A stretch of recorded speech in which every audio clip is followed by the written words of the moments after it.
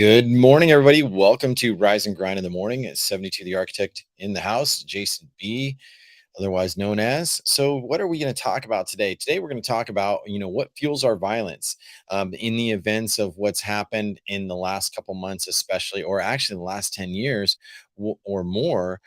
People are definitely getting more violent, and we are definitely having things that are affecting our overall living, our mental health.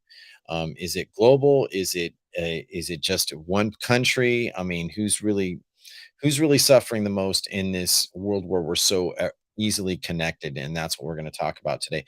But before I do that, I'll do a little bit of reading from Stoicism or the Daily Stoic by Ryan Holiday, and he's quotes Marcus Aurelius. He says, "The first thing to do, don't get worked up for everything that happens according to nature of all things, and in short time you'll be nobody and nowhere. Even as the great emperors Hadrian and Augustus are now, the next thing to do is consider carefully the task at hand for what is. And while remembering that your purpose is to be good, a good human being, get straight to doing what nature requires you to do, and speak as it see most just and fitting, with kindness, modesty, and sincerity." And that's why Marcus Aurelius, in his Meditations 8.5. Now, Ryan goes on to give his little anecdotes and his story about, he says, imagine for a second that what Marcus's life as an emperor must have been like. He was he would preside over the Senate, he would lead troops into battle and direct the grand strategy of an army as the highest commander.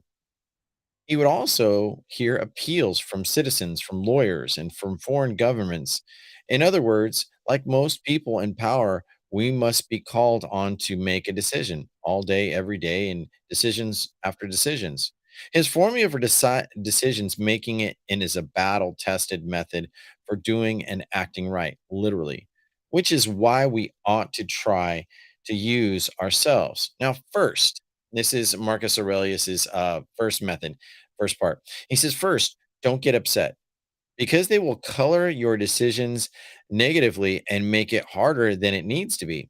Second, remember the purpose and principles you value most. Running potential actions through the filter while eliminating the bad choices and highlight the right ones. Don't get upset, do the right thing, and that's it, right? So the question of the day in the Daily Stoic literally says, what should I think about before I take action? Now, when I first heard of the shooting in Texas recently, in this last week of May, I there were a lot of things and a lot of people talking about what had happened, and you already are starting to see the fallout, and it's more than what we think. We're reacting and we're mourning for some, and we're being thoughtful about how we portray ourselves and how we engage with ourselves and what laws can we actually follow, and how we actually treat each other is really a big way. And a lot of us in so many of the platforms, audio, video, we end up talking about some level of empathy. We talk about some level of action, thoughtfulness, mindfulness. These are all very powerful things, but are they really addressing the natures in which we take part in violence? And how far does violence mean? And violence can start with abuse, for example, in the home. Mental illness can be cultivated. A violent mental ill conditions can be cultivated in people. And as we've seen, and much of the news has reported that a lot of the shooters that have, caused significant damage all have mental illness, all of them. And what would drive these people to do such things? But I'm not just going to talk about shooters. I'm talking about how you treat your neighbor. Say, like, if your neighbor is throwing a party and it's till like 3 o'clock in the morning and you need to sleep. Or let's say that someone looks at it a dirty way, or you're in a car and you're commuting in traffic and you get rage because you have to wait so long to pass through because of, the amount of traffic or actions of others, people cutting you off. for no reason, people having more than what you have.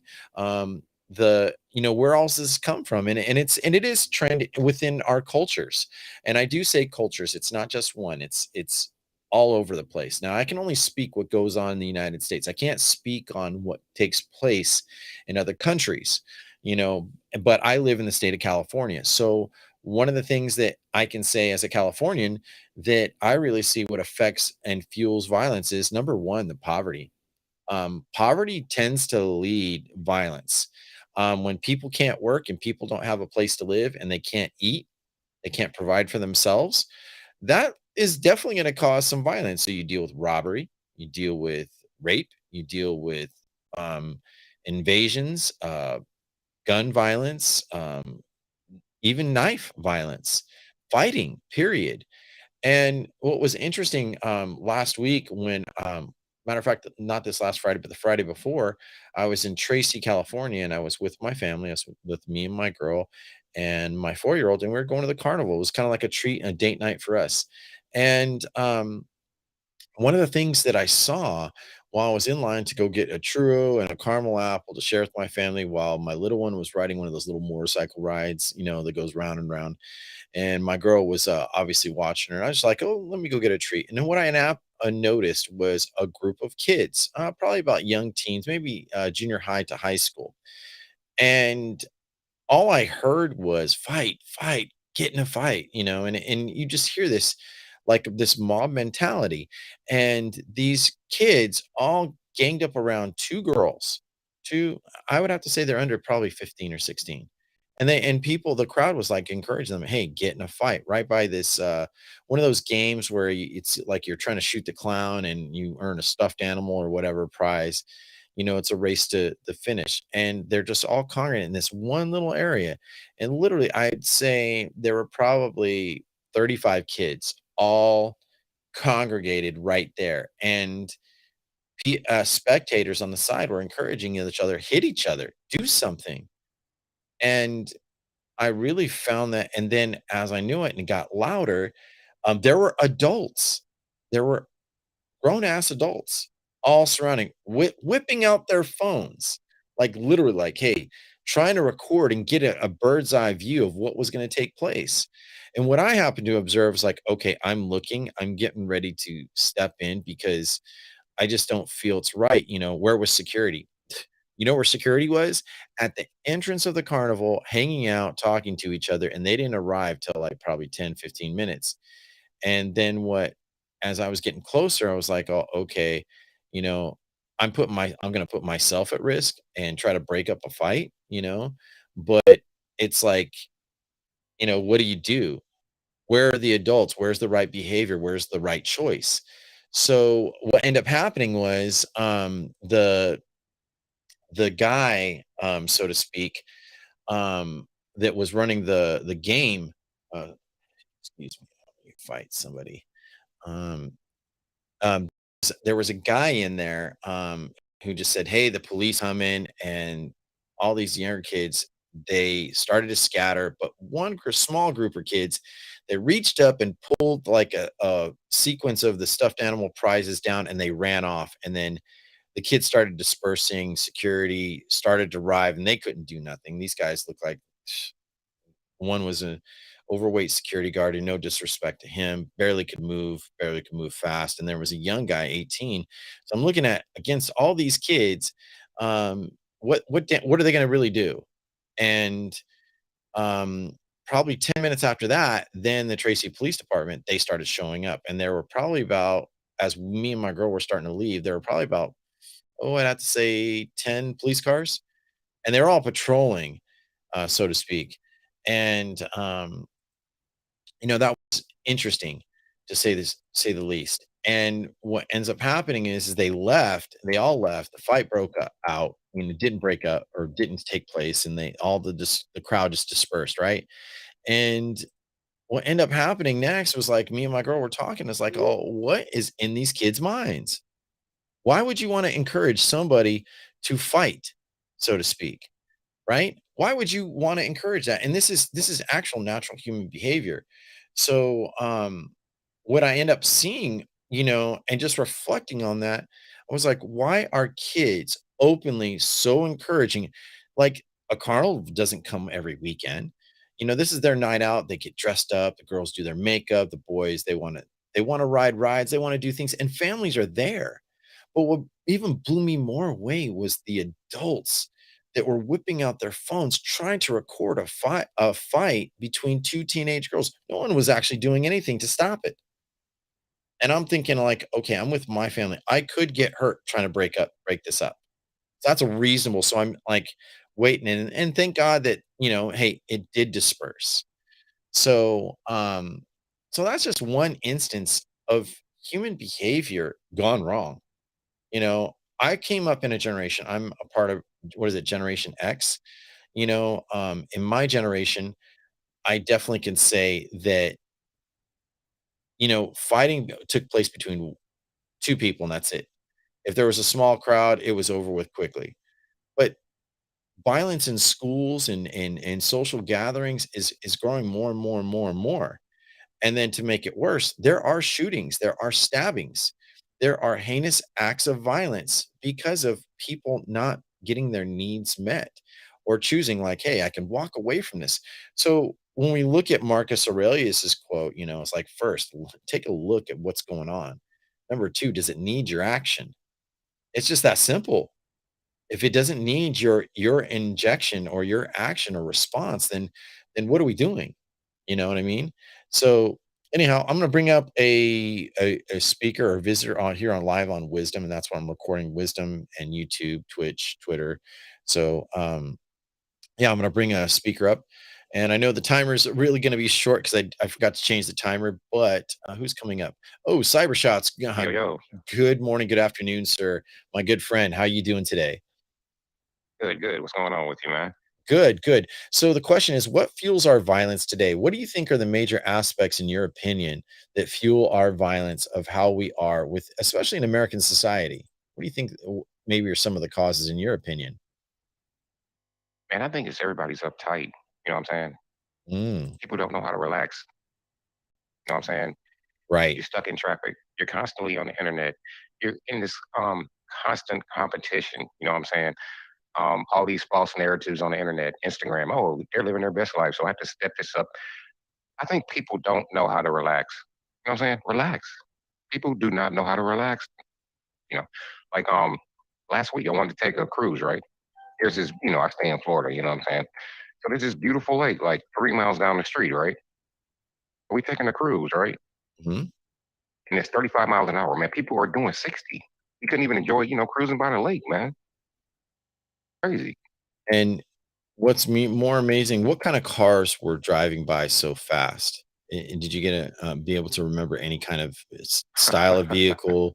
Was Yeah, it I'm a in what? Florida, man. Yeah, man. Man, Lambos, Corvettes, Jaguars, Porsches, yeah, Honda Civics, souped up Honda Civics stuff. Yeah, Mhm. Yeah, nobody was relaxing. Jacked up pickup trucks. when we look at those things, so what is the lure about driving a fast car and driving crazy? Is it the thrills, the adrenaline? Do people realize what kind of damage, I mean, yeah, when you're you know, when is you're it? 17 to 25, yeah. Yeah. So, and it really, to me, Once you get older and realize, you're like, I don't think so.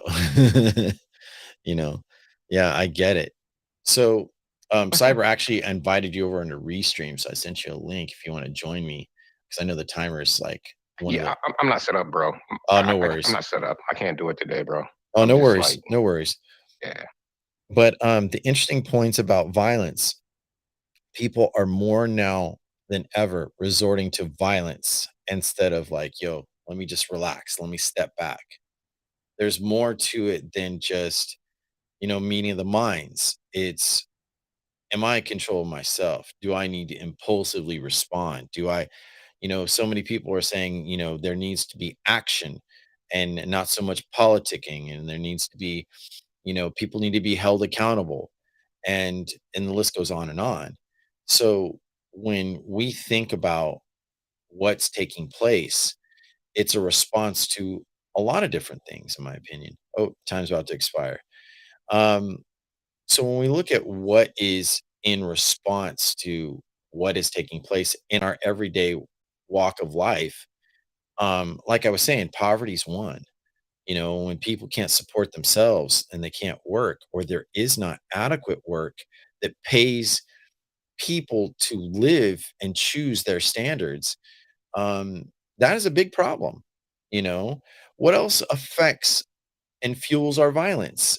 The different styles of medias that we have. We have social audio, social video, we have news 24/7, we have movies, we have books, we have theoretical heroes. There's complexes that fuel the violence.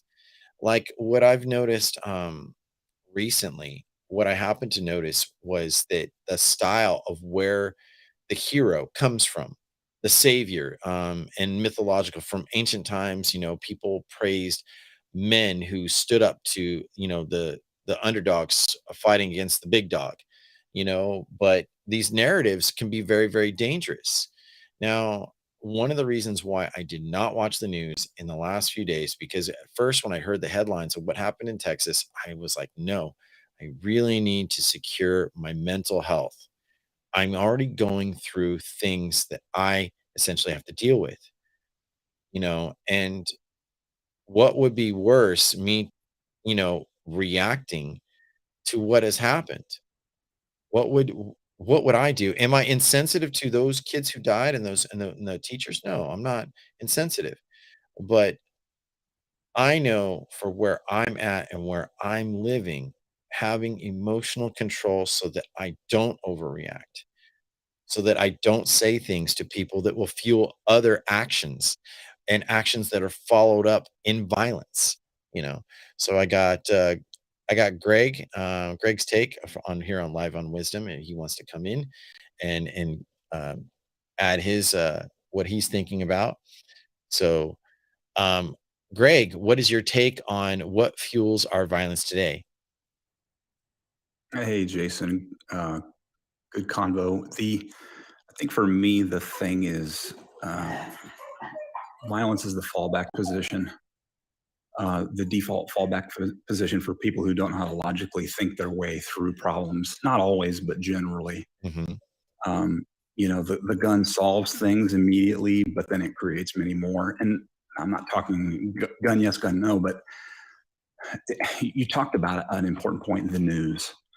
I haven't watched television since probably 1998 in my home. Hmm. Um, I don't need to know what's happening anywhere other than the state that I'm living in, at best, but the entire state. The county, yes. The city, yes. The neighborhood, yes. I don't need to know about the other 49 states. It's totally pointless unless it's something that directly affects me. So I think what the internet has kind of done to us is it's taken our focus off of what's immediately around us. Hmm. And Mike Tyson said once, he said that what the internet has done is it's allowed you to insult someone without getting smashed in the mouth for it. Right, you're And not held accountable in live that presence. You're not. that's exactly right. That's exactly right. But That's on the exactly flip right. side, it also is inflammatory because we deal with things what they call cancel culture, where people can take a social stream or audio or even a post and they can put it all over the internet and defame you and make you look like a total bad guy for a bad instance. Yeah. And so there's no restrictions, and the censorships that are out there, they're not really benefiting the people. The censorships are really designed for to correlate a model for those who do pull strings, in my opinion, and we have to be careful of that. So I think these are very valid points that you're bringing up, Greg. So I know you've got like 54 seconds before you time out. Is there anything else you'd like to add? Oh, he may be on the phone. So, in the meantime, you may time out, you might come back. I don't know what's going on. But anyhow, for the meantime, if we're looking at violence as a whole, there are so many ingredients that fuel our human behavior and activity and responses and beliefs. Yes, beliefs that certain actions taking place. As I was doing research, I was pulling up an article on Associated Press, and it was titled 22 mass shootings, 374 dead. Here's where the guns come. So let me see if I can share this on YouTube. So if you're not a member of my YouTube subscribers, make sure that it is on Wisdom. It's on my link tree. You can go right over, and I also posted the link um, on Twitter. So if you're following me, but while I'm getting this article ready, I'm going to bring Jason up. I was like, Knight. Sorry, Connect. I didn't read all the way, but I've talked to you before. Jason, good It's morning. okay. It's okay. Doesn't matter how you pronounce my name, but it's just I pronounce it Jason Kinte. But Oh, as long as you don't call My me late for dinner, apologies. and Sorry. as long as you don't call me late for dinner, look, Okay, all right, all right, but all right. I'll try to. So I'll, so the question is, yeah. what fuels our violence today? What is your response to that? Okay. My response is best summed up in the first book I wrote because I've been working on this a long time ahead of the Increase of Peace campaign. But Hmm. my first book was about the solution and the problem. And Okay. it was a little boy in grade 5. I wrote this in 1988, okay, 2 years after I started reading my first book, the Bible, in 1986. Right. And I have the same message today. So that's why I'll tell you this story because I read this book verbatim on my YouTube channel. It's Set Free to Be Happy. So it's a boy named David. It's David in the Well. He came upon a well. He was too poor for his parents to afford to send him to school. Right. And then, so he came upon a well. He had to work in the woods because he was poor. And then he came upon a well. He started wishing for things. Wish for a bag of candies, a toy plane, 3 friends, and then I had no nutritious bag of candies. And I'm good. So the kids listening, okay, eat your vegetables. Wish for something better. But anyway, I was a kid. So he got them, and then he said he should wish for something more substantial. So he wished he could go to school. And the next day, his parents were able to afford to send him to school. So he went to school, and at school, he learned what prime ministers do. And he said, wow, they have power. So he thought it was about obtaining power and titles. So he went back to the well and he wished to be prime minister. And then I'm in Canada, right? So we have prime ministers, not presidents. So he woke up and he was grown and he was prime minister. And they came to the door and they said, Mr. Prime Minister, we have a problem. He said, oh, what is it? It's first national crisis. Was it COVID? No, was it COVID? No, it wasn't a war. They said the people from where you grew up are the door to see you. And he went to the door. That was, by the way, those recent things. I just kind of was a joke. But they said the people from where you grew up are the door to see you. And he went to the door, and there were his family and friends he had grown up with, but they were still poor and tattered clothing. And he said, "Oh my gosh, I forgot to wish for anything for you." He was selfish, he just thought of himself, and his own power, his own titles, his own prominence, his own position, his own side, his own tribe. So he went back to the well and he said, this time I wish that everybody's happy, not just me. And he woke up and he was a kid again, but his family and friends weren't poor anymore. And that was it. So in 1999, I incorporated Free Shares Incorporated, the best that makes people happy for free. And I decided to work for free for the rest of my life for Free Shares Incorporated. And then I incorporated Toronto Poets as a nonprofit. Cost me in my house, led the Increase of Peace campaign, over 100 Increase of Peace events, but it cost me in my house. Started off with love. So the solution is when people don't have love because they're not loved, then they hate and they attack people. That's the answer. And thank you, Jason. So the gist of that is what his interpretation was is the lack of care and love. When people care about each other, they don't get out of hand. Now we are dealing with a grand scale of mental illness. So now that I actually have the article on YouTube, so if you want to check me out, you can go over to YouTube and I post on my Twitter. So in this article, it's really interesting. And he says 22 mass shootings. This is by Michael R. Sisak. Yeah, and he posted this yesterday. And so I'm going to scroll down to a couple of important things. Okay, so Uvalde, Texas, May 24, 2022, 21 dead, committed by Salvador Ramos, age 18, had two, what is it, AR style rifles, long barrel rifles. He purchased them at 18 years old. He murdered his grandmother on the same day. He had also, but I believe it was talking about that he had definitely signs of mental illness before he even purchased. So, in Buffalo, New York, happened for May 14th.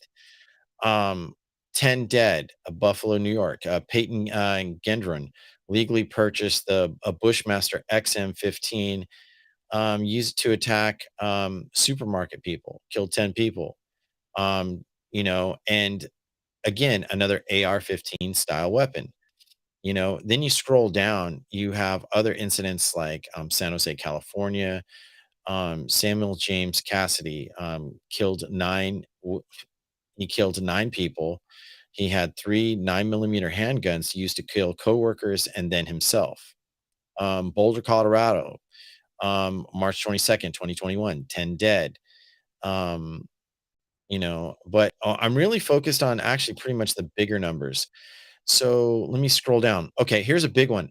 El Paso, Texas, 2019. Patrick Crucius bought an AK-47 style rifle, 1,000 rounds, hollow point ammunition, 23 dead, 45 days before he walked into a Walmart store, opened and fired, killing 23 people, injuring 24 others before confessing that he had been targeting Mexicans, according to the prosecutors. Cruz's family's lawyers said that his mother raised concerns about the purchase in a call to the police on June 27th, right?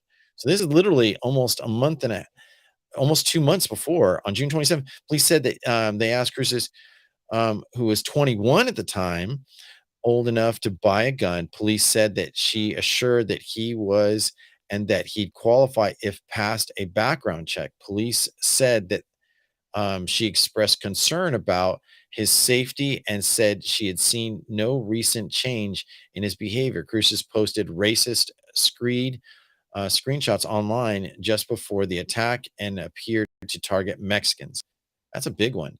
Next up, big one. 12 dead in Virginia Beach. Former Virginia Beach city employee Dwayne Craddock legally purchased 6 firearms and 3 before he opened fire on municipal buildings, including 45 caliber pistols, blah, blah, blah. Anyways, so let's get into the real big ones within the last couple of years, especially the one in Las Vegas.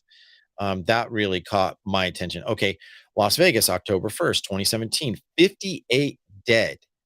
Stephen Padlock purchased 33 of the 49 weapons found in his hotel room at his home in the year before he opened fire on a country music festival. In Orlando, Florida, 49 dead, June 12th, 2016. So these are acts of violence. These are mass violence. And a lot of as I was researching this article and more and doing other background search, the one common denominator is disgruntled employees and youth. Two of the biggest categories that affect mass violence, where people are upset. As soon as something like one of these mass shootings happens, the first place they look at, what is the politics? What are the laws? Could this have been prevented? Very, very carefully crafted question, right? Are these things realistic to look at?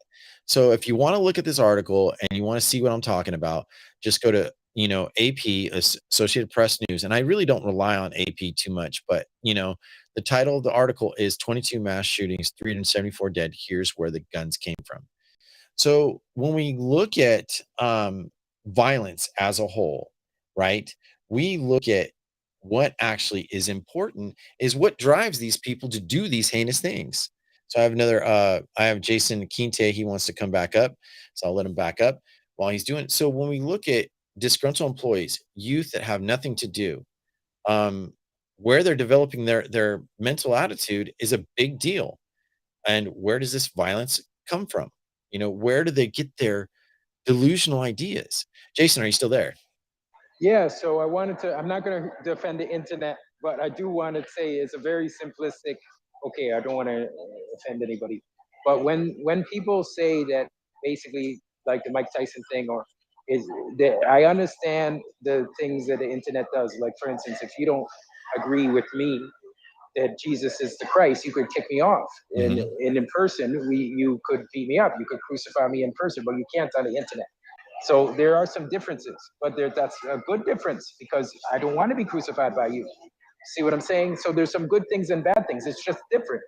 To say that these things are only caused by the internet is like saying you really don't understand history, because it's not a mystery. People have been violent for a long time. Right. Okay, like are you really serious? Like, and for a strategy to, I understand it might be fine to say look at local things, but I don't just look at local things. I had a dream about becoming prime minister because I care about the entire world. And Hmm. sometimes I see people that don't even have a worldview at all. They just care about their state. And I'm not saying that that doesn't work for you or work for you, but it wouldn't work for me because I was enslaved in those states. So the thing is, it is important to look at history, because if you don't look at history, it'll be a mystery to you that there's violence. But if you look at history, you'll see the whole of history. There was violence in every single continent. Okay, the place where we are, we wiped out the natives in Canada, right? They recently found that native kids were, Aboriginal kids or First Nations kids were, they in the education system. They found that they were taken away from their parents. They found them. The Pope just was asked to apologize because the Catholic Church and everybody just watched. And there was such a scandal, and it wasn't even a scandal. It was like, oh, we'll just take these kids from their parents because they're First Nations, and this is our nation, and we replace them. So to not look at history, then it would be a mystery that there's violence. But this whole continent was taken over based on violence. So I don't think that violence is a solution to anything. But it's not the cause. The cause is lack of love. So yes, there's kids that aren't loved now. But look, there's leaders that aren't loved, and there's people that don't love leaders. I don't believe in insurrections. I don't believe that it's just a system. The whole world system lacks wisdom because nobody's perfect and people are running these things. It's not that the leaders are more evil than us. All of us are the problem. So anytime you see you do something wrong, that's your imperfection. And everybody has done something wrong. So to blame the social media companies or, PC culture is Hmm. actually a position of privilege. We're privileged to blame PC culture. Really? Thank you, Jason. I do appreciate it. And to get further into my subject, I'm going to be taking a pause before I take any other callers. So one of the things, a lot of the long list of things that I started writing down, I was like, okay, well, what is within our culture, our media cultures? A lot of people have blamed social media. A lot of people have stated in their mindsets that literally this is the reason. Matter of fact, I was dealing with a situation recently on a social audio platform where someone had accused me of doing something that I didn't do, and I'm like, okay, but you were in your feelings, your impressions were doing this. So you're accusing me of something, and yet you're here doing the same thing. So who's really, who's promoting misinformation or what? And when I ask them carefully crafted questions, look at your behavior and the disrespect that constantly takes place in different medias. People want to be able to have their say, they want to be understood, and they want to be validated. So these are behavioral things, and that was just as an example. We look at these behavioral things that take place, and they fuel this outcome. So number one, anytime you are engaged or interfaced with your phone, with your computer, or whatever, once you are engaged in that platform, you are responsible for what comes into your eyesight and into your ears, and then the byproduct is what comes out of your mouth and what does take place in your actions. So your choices, your reasoned choices, good or bad, it doesn't matter. So when I look at actually what has taken place, and I'm not just even talking about mass shootings, I mean we have other heinous acts. And yes, Jason raised a point about history, but to really get the focus, so the question is, do we understand um what that really means, you know? So I think that a lot of us don't. We don't understand what we're trying to accomplish. We're trying to find, you know, um, where our place is. How can we secure our holdings? How can we take care of a family, let alone have a partner? Can we be fed? You know, so these are very carefully crafted questions that people can't answer. And when they can't answer for themselves, one of the first places they blame, oh, it's social media. You know what I mean? So that's something to consider. I'm putting something up. I had a, you know, I had something about one of my show notes that was out of whack. Anyways, so when we look at what fuels violence today, it's really our intentions. You know what I mean? I feel that when we are not looking at our intentions, where is our attention going towards? If it's not fair to have, um, have a job, I can't earn to support myself, let alone another. If I'm not seen as a person, and then the next part, what can I realistically say that, like, my culture affects my level of living? You know what I'm saying? And that's also a very, very big point. Am I understanding my language? What language I speak? If I live in the United States and I don't speak English, what kind of hardships does that create? What kind of attention does that bring? Is there discrepancies and discrimination and prejudices because I am not operating like somebody who was naturally born here? And then we get into lawmakers. We look into people. For example, I'm going to use Ted Cruz. Ted Cruz was quoted in saying a few things in this last week that I happened to read, and even the governor of Texas also deferred the reasons or what we should do because of violence, gun violence. Um, their agenda was to protect the sovereignty of the Second Amendment, the right to bear arms. And just so happens that there is a national, the NRA, National Rifle Association. They were having a conference this month. I think it's going on right now. They're talking about how that they're wanting to defend the right to bear arms. And then they get in the semantics, and then you got political parties, whether it's Republican or Democrat, versus each other, and they're saying we need to ban all guns. But that's not going to stop the violence. It may hold up because many of those who committed heinous acts of violence did it legally, like to acquire their weapons. They acquired them mostly legal. So are the lawmakers really making adequate laws that fit the times? Now, what another article, so um, I looked up according to the FBI.gov, an article about NICS. And what is that? The National Instant Criminal Background Check System. So I'll share this with you all in just a second here. So let me see. Let me bring this up. Okay. There we go. All right. So history. The NICS, the National Instant Criminal Background Check System, NICS, was established as a result of Brady Handgun Violence Prevention Act of 1993, the Brady Act. Who was Brady? Brady was an assistant to the President Ronald Reagan in the 80s when the assassination attempt took place in the early 80s. Um, when Ronald Reagan was shot, I believe it was not Tom Brady. God, what was his full name? Anyhow, he was, I believe, a senator or a congressman, and he was shot in the face or shot in the head. And because of him, they adopted the Brady Act, which requires a national name check system for federal firearms licenses, the FFL.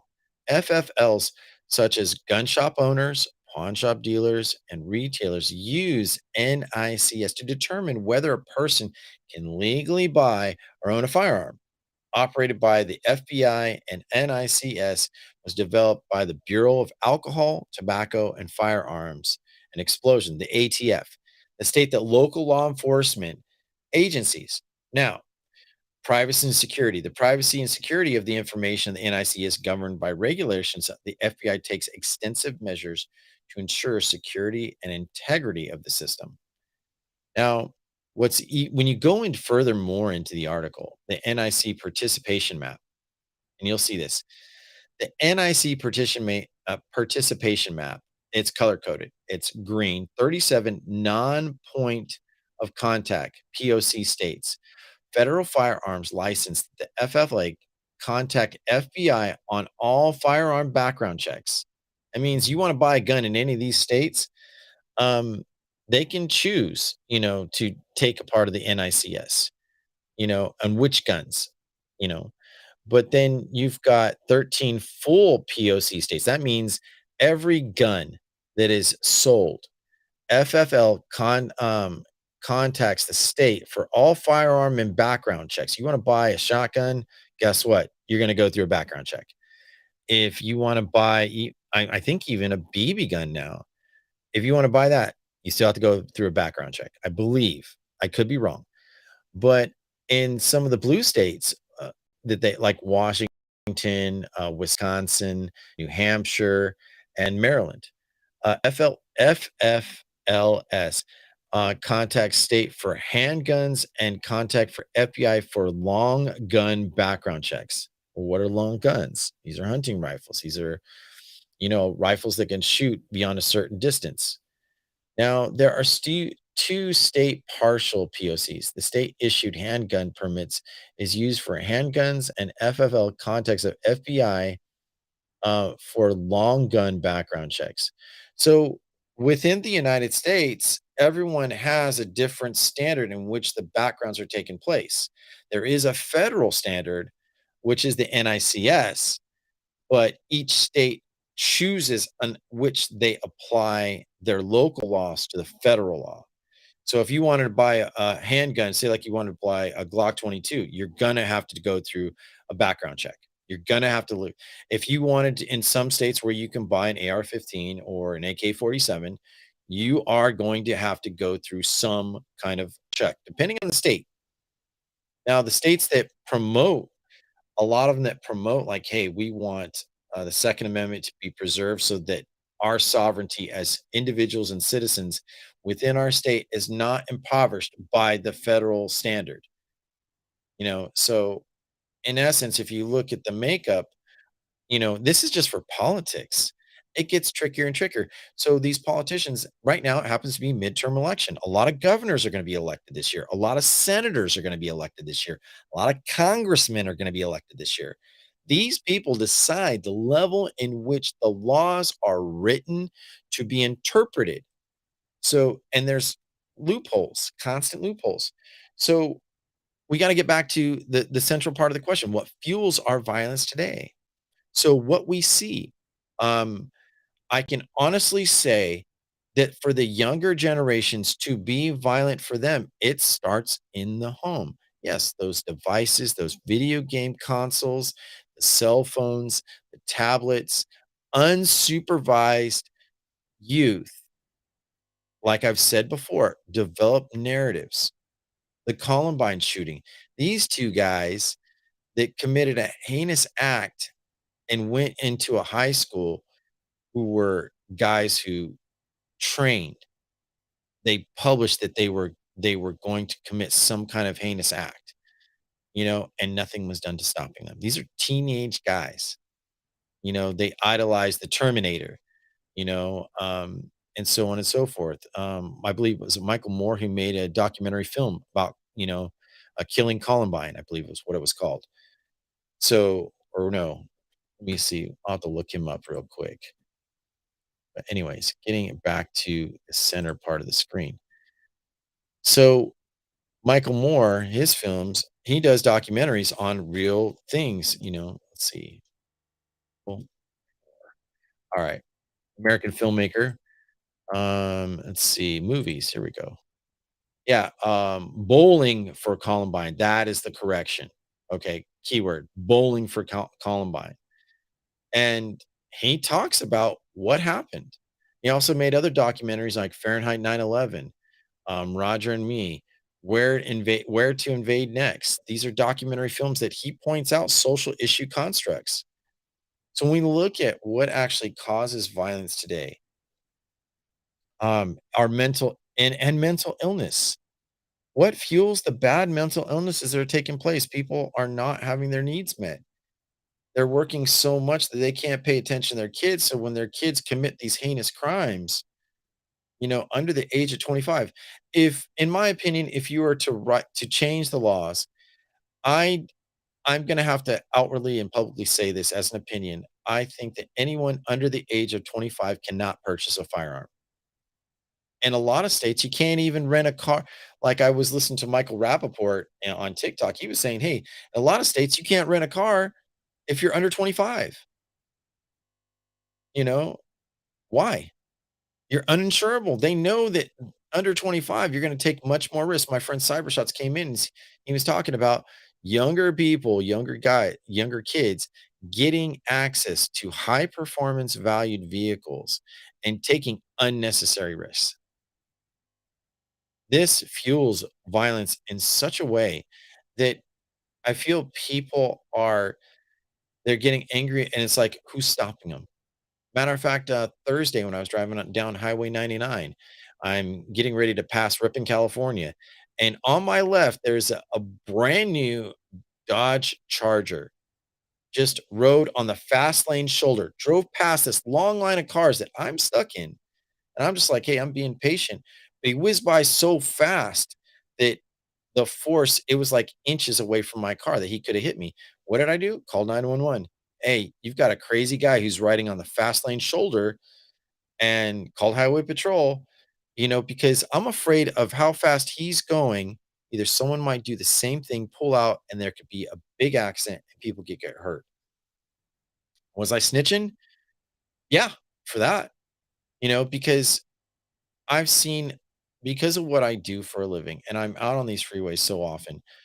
One thing I can definitely say is the amount of risk that drivers are taking so that they don't have to be inconvenienced, so that they can take more vehicular risks to get away and get out of, you know, transportation holdups. People build narratives. We've seen people get, as they call, road rage. They get out of their cars and stopped and they go and attack one another unnecessarily, you know? I've seen videos on TikTok and Instagram where guys are screaming at me, "Open your damn car. Come out and fight me." And the one particular instance, I'm watching this guy losing his rage until a couple other guys came out and they were from a local Marine base and they got in front of this guy and they made him stand down. And the guy that was so enraged to attack the driver, he's like, F you," and he's just like, you just seeing him cry.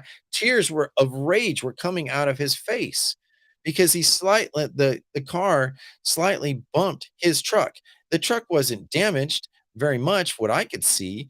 It was inconvenienced, but, who's gonna get out of their car to someone who's gonna rage? Anytime we get in an accident, a lot of times the tensions are high.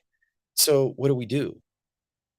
And this is why I believe in making, podcasts and shows about emotional intelligence, interpersonal development, self-development. I believe in talking about these things to reduce the styles of outcome or violent behavior takes place, and it's like another news headline. So what makes these things exist?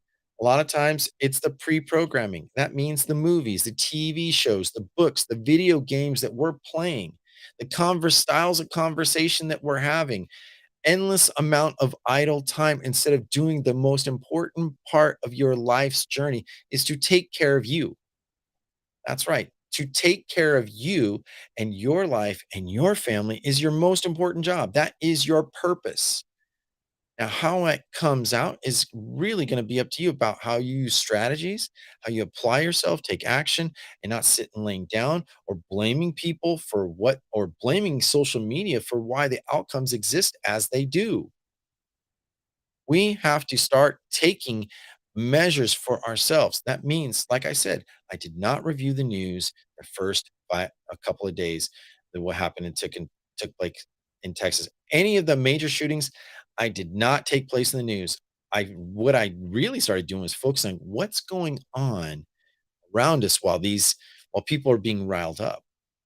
I started taking evaluations of political measures that were taking place, decisions that were, being made, banking issues that were going on. There was things like people could say I'm a conspiracy theorist, but I started looking at the broader picture instead of, you hear the typical things like we'll send out our prayers. Okay, how do I, if I were one of the parents of a murdered child, how would I receive that? Is it consoling me? Is it making me angry? Is it making me want to choose to do something bad? And I believe the power of prayer is amazing, right? But also the power of prayer for mindfulness to make better choices, maybe to stop the kinds of people that are getting into public office writing bad laws that don't work for the people. You can write all the laws they want, and still violent things are going to take place. It doesn't matter in the long run. If you're not making a law where it helps people and assists and screens out people, if there's a sign of mental illness with somebody who's purchasing a firearm or a knife, you know, or chemicals to make a bomb, if we're not evaluating the standards in which are in place, then these loopholes that we have and trying to protect our sovereignty of we the people in the United States, if we're not looking about how that's applied, then the Second Amendment doesn't mean anything to us. The right to bear arms is was written for several reasons. But if I'd also challenge those same people that that promote the Second Amendment so harshly, have you read the rest of the Constitution? If you read the Constitution of the United States, it says the right to address your grievances, the right to peacefully assemble. But we make laws to coordinate. Like if you want to protest, you want to walk down the street, in a lot of communities, you're going to have to apply for a march permit and you're going to have to pay a fee, I believe. That happens a lot. And if you publicly speak and walk down the street, I am protesting against, you know, political agenda, whatever it is. If I'm walking down the street and people are going to be, and then people start following me, the police can, a lot of times in certain states and cities, they will stop you and say you need to peacefully disassemble. You're creating social disruption. But according to the First Amendment, actually the first 14 amendments, if you look at those things, they're so that they protect your rights. The right against illegal search and seizure, that they cannot, um, take your home without just and due cause, without judication. The Fifth Amendment, I don't have to incriminate myself if I don't want to. I don't have to speak. This is why, um, when police officers, when they arrest people and they read your Miranda rights, you have the right to not answer any questions until you have had representation. You don't. Now, the interesting thing is the way in which we promote this one philosophy. You are innocent till proven guilty, can still be taken into custody. And then our jails are filled up with, and that's the other thing is that what we're training people, even in prisons, to later be released and out into society. This also fuels violence. So if we're being mindful about exactly what we're doing, who we're talking to, how we're treating people, our behavior, if the one thing I could encourage in the school system is etiquette, if the parents aren't teaching the manners, at least the first 3 years of school, and it is there is etiquette being taught, how to be nice to one another. But somehow, like I think it's between the fourth grade and eighth grade, kids go to distrust each other and they become violent. And then from high school to college, where they're more attuned to making decisions for themselves, violence even escalates and the style of violence escalates.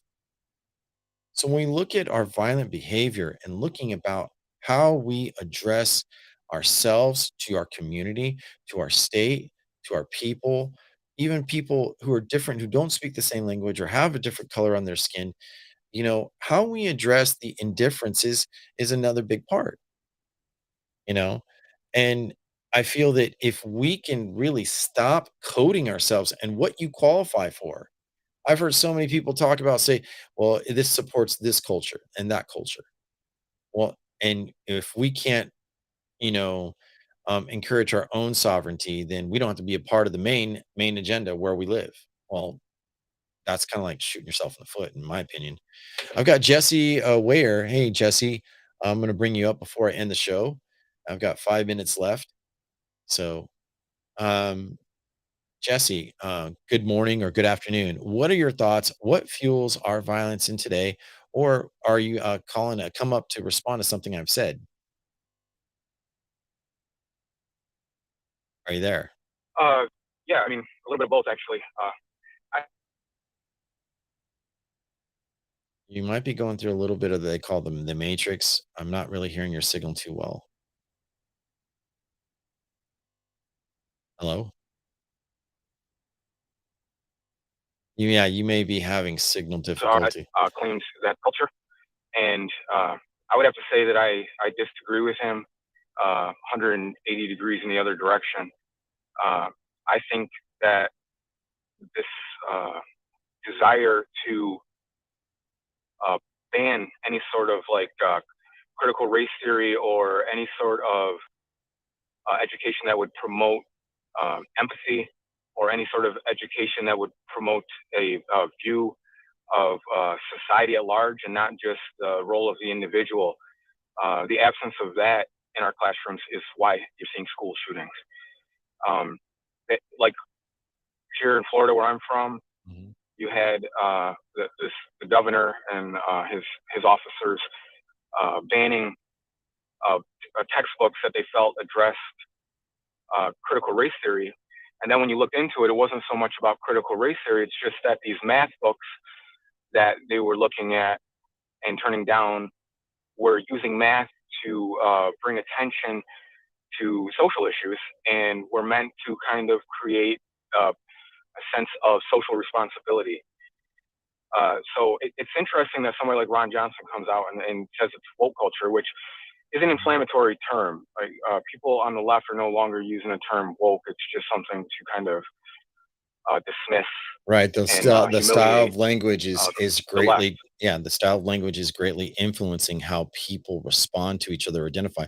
Words like narcissist, people all of a sudden think that Right, they're psychologists and they can diagnose somebody, and I'm like, "Oh, no, when you're just being a dick, you're being a dick. It doesn't mean you're a narcissist," you know? So, for me, right, it goes right. beyond, Yeah, the labels and codings and giving excuses like, "That's the reason, that's the blame."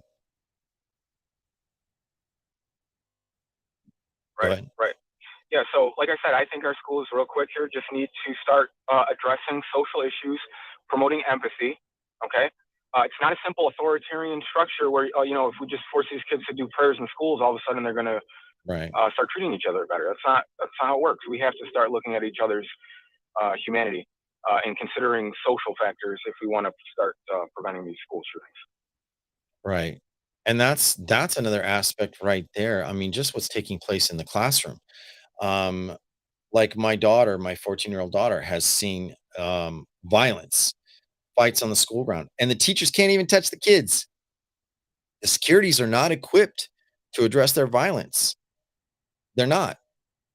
You see some kids, who come from not so privileged neighborhoods going to privileged schools and they're fighting because of the social constructs that they deal with.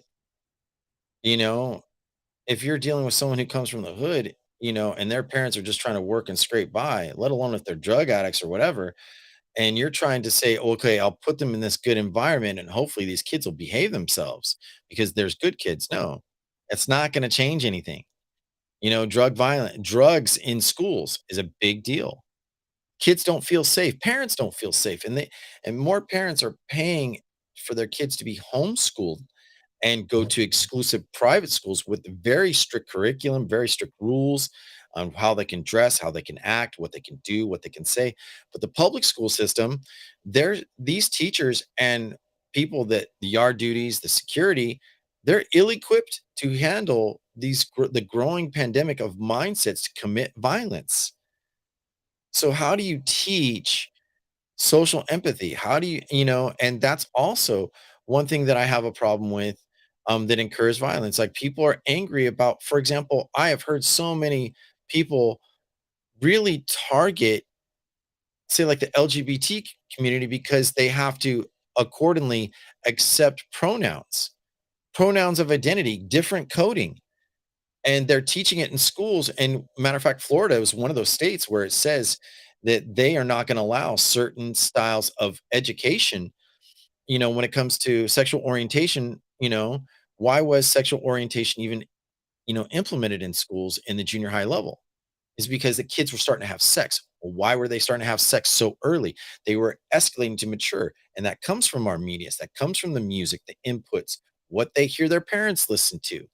If your parents watching a movie like Rambo or The Terminator, what do you think that does to your kids' eyes? This is why we have a rating system on movies as well as television.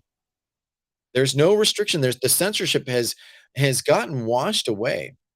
Anyhow, that's all the time that I have for Rise and Grind. I've gone an hour, which I normally don't do, but I felt like this is something that needs to be addressed and needs to be talked about. And I hope that I can encourage you all in whatever platform you take place, or even in your social constructs, of talk to people and start having conversations. Why are we getting so angry?